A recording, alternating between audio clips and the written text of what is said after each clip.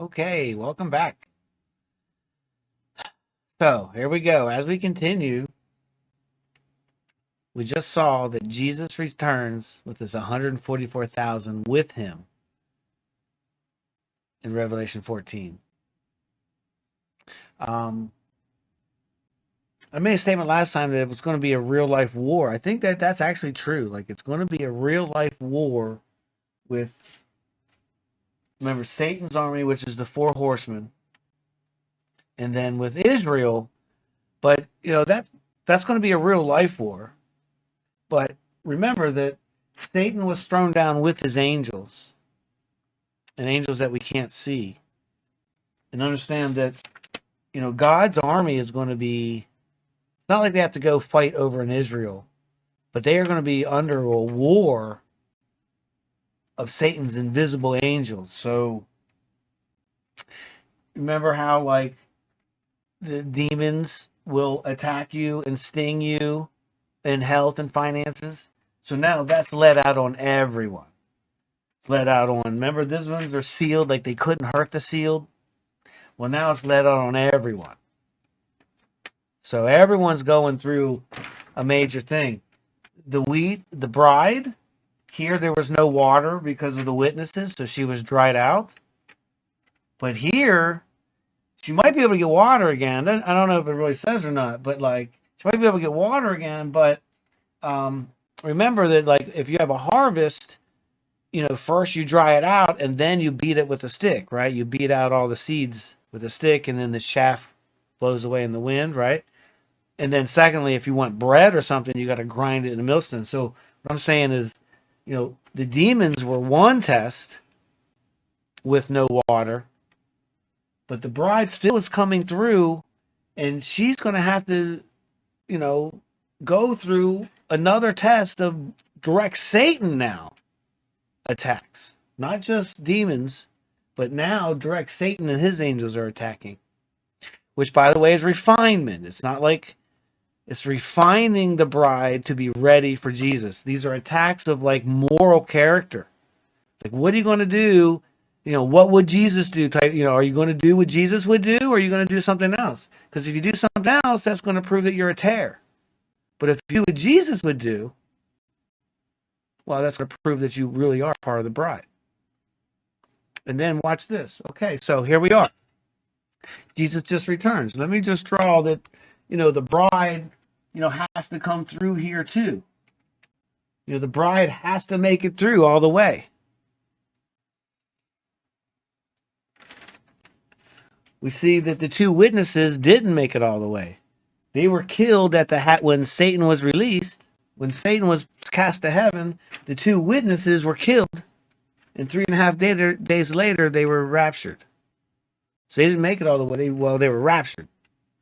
Then, when Jesus shows up, he's with the 144,000 already. So it's like, who's been raptured yet? Well, the two witnesses.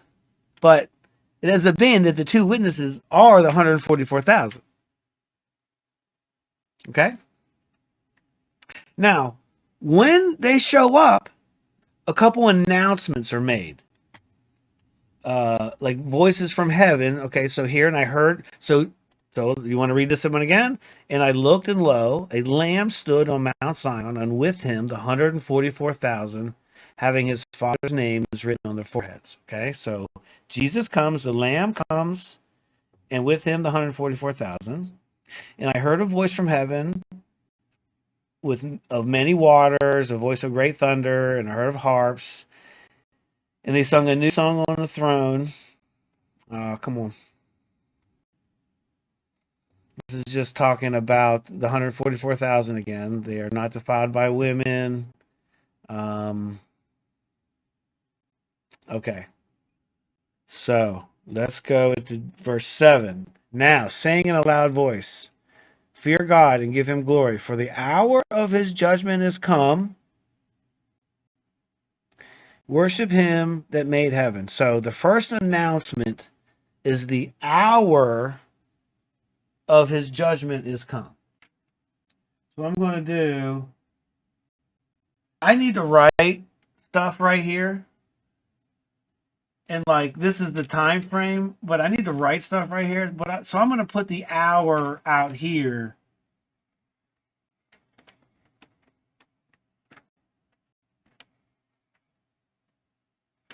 In a little slice like this. Okay, I'm going to say that, like, in other words, this line sort of belongs here-ish or something, you know. But I need to write, there's other events that happen. Okay, so this is one, can you see what I'm writing? 1 hour.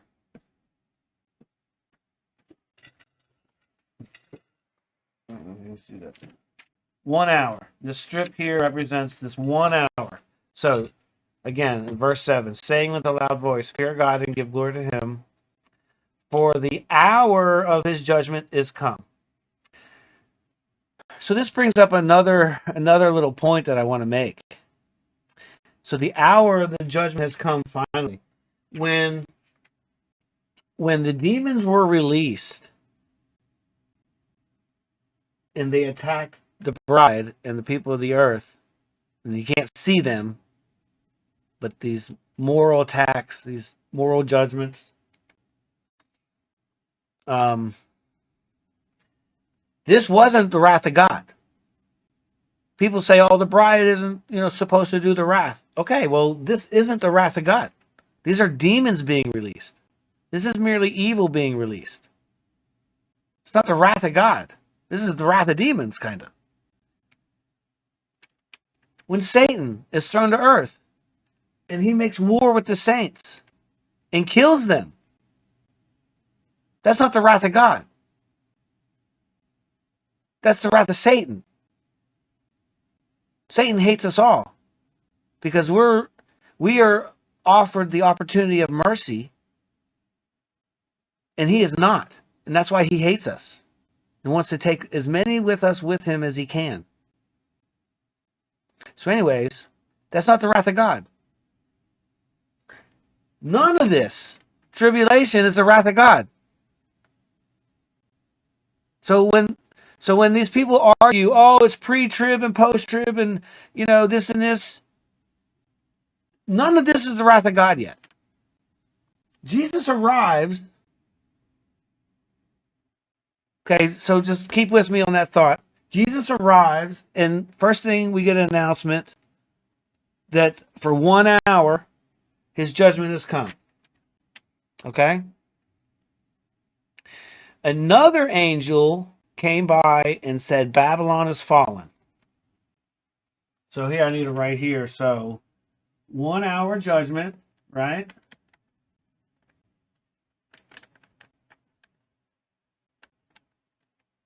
Babylon is fallen.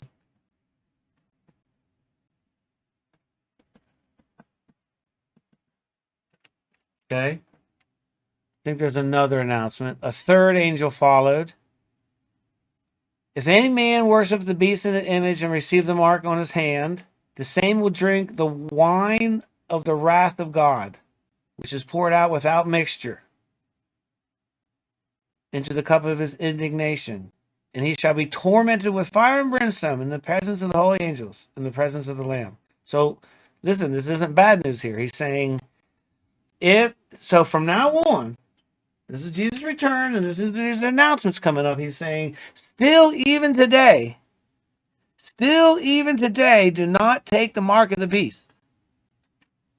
It's still a warning. Still, do not take the mark of the beast. Still. Do not take mark of beast.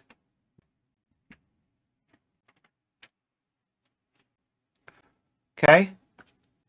What's that mean? That means there's still people on earth. It's like everyone thinks that it's going to be fire and brimstone and like everything's, but remember that like it says that 2 are in the field working, 1 taken and 1 left. Well, it's fire and brimstone. Who's getting up in the morning to go to work that day? Like these guys went, you know what I'm saying? Like these guys got up, went to work like any normal day. So Again, you cannot see Satan. You cannot see his angels. It's going to be very invisible. That's part of the deception, by the way. It's like, what do you mean something's happening? What do you mean it's a great tribulation? There's nothing going on. There's nothing going on. That in itself is part of the great tribulation.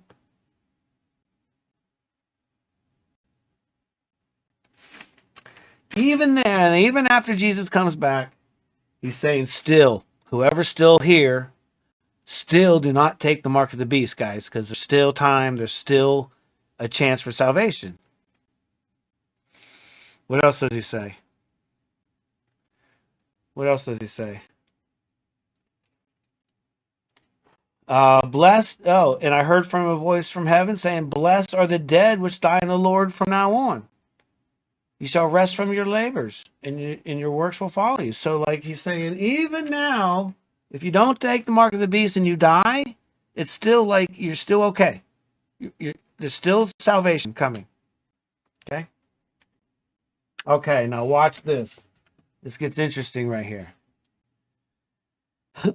Verse 14, 2 times 7. And I looked, and behold, in a white cloud, and upon the cloud one sat like unto the Son of Man, having on his head a crown, a golden crown, and in his hand a sharp sickle. And another angel came out of the temple, crying in a loud voice, and him that sat on the cloud, thrust thy sickle and reap, for the time is come for thee to reap, for the harvest of the earth is ripe. So, what do we see happening right here? Now we're talking about the harvest, the wheat and tares, the bride. So the bride has come through the tribulation of the first half, the first woe, where the demons that you can't see but still attack you. They come through the second woe where they had to watch a rapture happen where they weren't part of it. They had to go through the final beat out of the seed and the crushing through the millstone of Satan.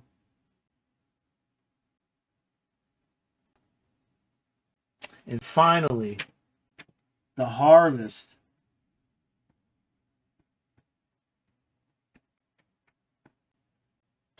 is collected.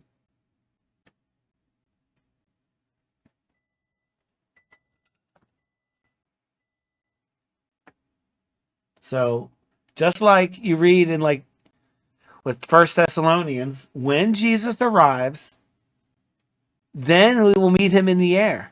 So when Jesus arrives, the harvest is collected.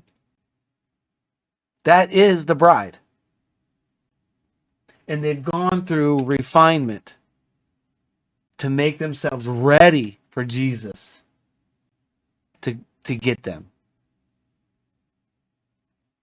Okay, so right there we're going to pause. Because guess what? We still got to deal with the tares, right? So the tares come through too. Right now we just watched the harvest get collected, which, by the way, is the second rapture. So there's 2 raptures.